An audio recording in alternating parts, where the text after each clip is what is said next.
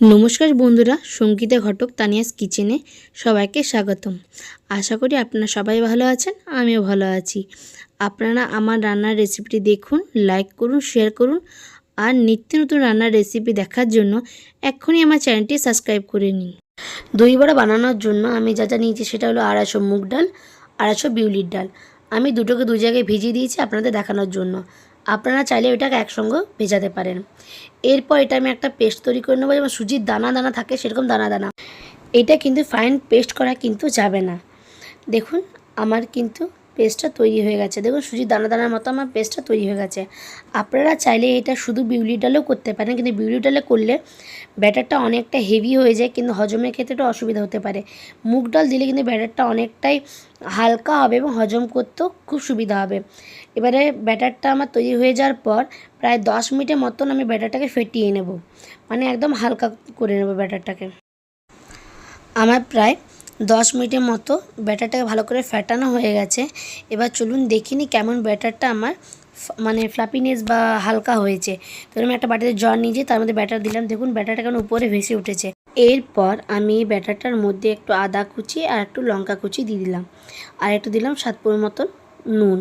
এরপর ভালোভাবে সবগুলোকে মিশিয়ে নিচ্ছি এবং ভালোভাবে এগুলো আমার মিশে গেছে এবং আমার ব্যাটারটা সম্পূর্ণভাবে তৈরি হয়ে গেছে। এরপর আমি দই বড়ার জন্য দইটা তৈরি করে নেব। যেখানে আমি 400 গ্রাম টক দই নিয়ে নিয়েছি। এবার এর মধ্যে দিয়েছি পরিমাণ মতন চিনি। এবার দিচ্ছি সামান্য পরিমাণে একটু বিট লবণ। এবার এগুলোকে ভালো করে মিশিয়ে আমি কিছুক্ষণ ধরে একটু ফেটিয়ে নিচ্ছি।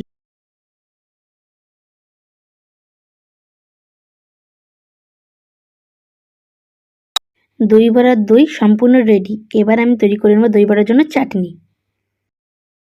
ফুলটাকে বাজার থেকে নিয়ে এসে ধুয়ে পর প্রায় 20-25 মিনিটের মতো ভিজিয়ে রেখেছিলাম। তারপর হাতে করে মেখে আমি ওইটার কাতটা বার করে নিয়েছি। এবার ওই কাতটা আমি কড়াইয়ের মধ্যে দিয়ে দিলাম। এবার এটা আমি অনবরত নেড়ে যাব। প্রায় আমি এটা ফুটিয়ে ফুটিয়ে 3 ভাগের 1 ভাগ করে নেব।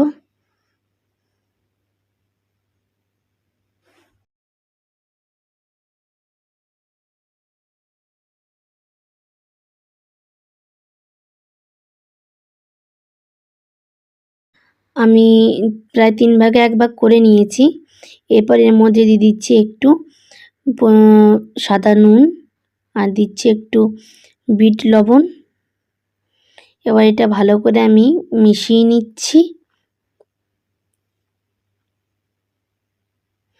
এবার এর মধ্যে দিয়ে দেব স্বাদ অনুসারে চিনি। চিনিটা দেওয়ার পর এটাকে আমি ভালো করে মিশিয়ে নিচ্ছি। এরপর এর মধ্যে একটা আমি গুঁড়ো মশলা দেবো, সেটা হলো শুকনো খোলায় ভাজা আমার শুকনো লঙ্কা, জিরে, এগুলোকে আমি ভালো করে শুকনো খোলায় ভেজে গুঁড়ো করে নিয়েছিলাম, সেই গুঁড়োটা দিয়ে দিলাম। এবার এটা দিয়ে আমি ভালো করে মিশিয়ে নিচ্ছি।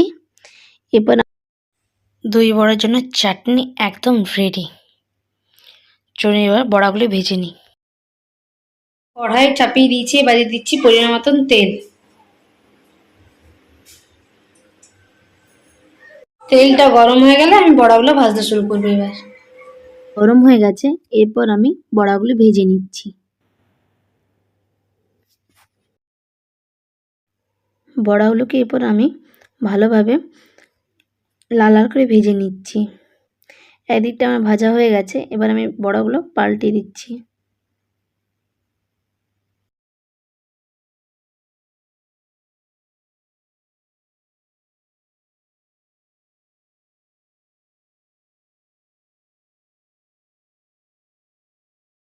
বড়াগুলো আমার লাল লাল করে ভাজা হয়ে গেছে, এবার বড়াগুলো আমি এক এক করে তুলে নিচ্ছি। বড়াগুলো আমার তোলা হয়ে গেছে, ওই একই রকম পদ্ধতি আমি বাকি বড়াগুলো ভেজে নিচ্ছি। এরপর একটা জায়গাতে আমি গরম জল নিয়েছি। গরম জলটা এরকম গরমের জন্য আমি আঙুলটা চুবিয়ে রাখতে পারি। এরপর দিয়ে দিলাম নুন, এরপর দিয়ে দিলাম হিং। ভালো করে এগুলো মিশিয়ে নিচ্ছি।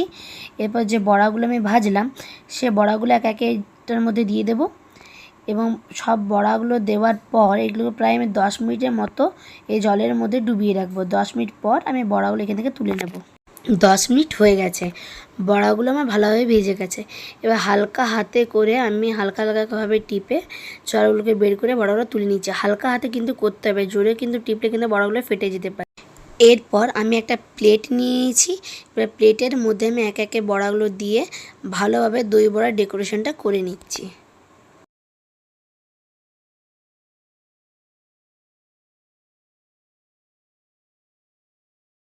প্লেটের মধ্যে সব বড়াগুলো সাজানো হয়ে গেছে। এবার উপর থেকে আমি দিয়ে দিচ্ছি দই।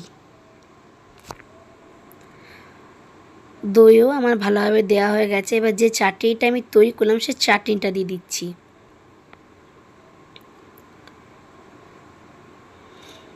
এরপর এর মধ্যে আমি দিয়ে দিচ্ছি একটু ভাজা মশলা।